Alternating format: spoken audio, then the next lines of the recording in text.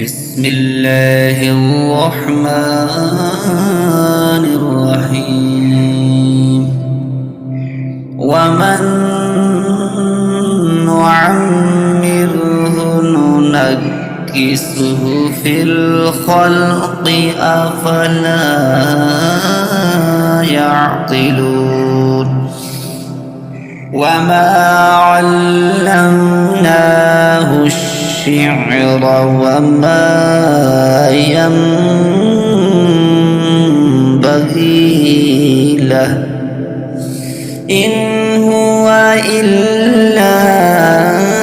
ذكر وقرآن مبين لينذر من كان حيا ويحق القول على الكافرين أولم يروا أنا خلقنا لهم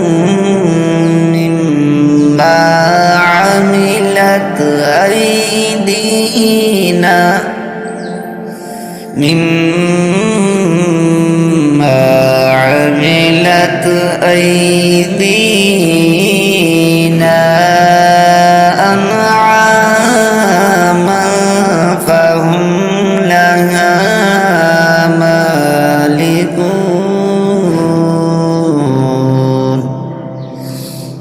وظللنا لهم فمنها ركوبهم ومنها يأكلون ولهم فيها منافع ومشارب أفلا يشكرون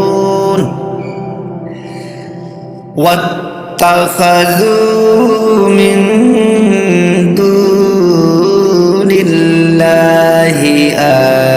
آلهة لعلهم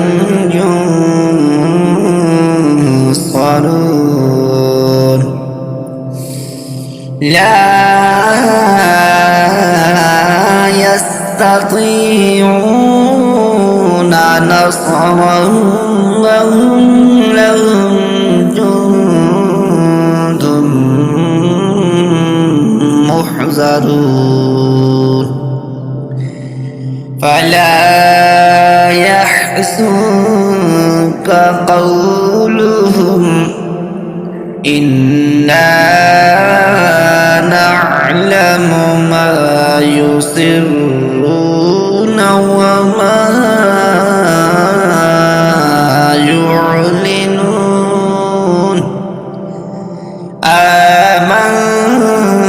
بالله صدق الله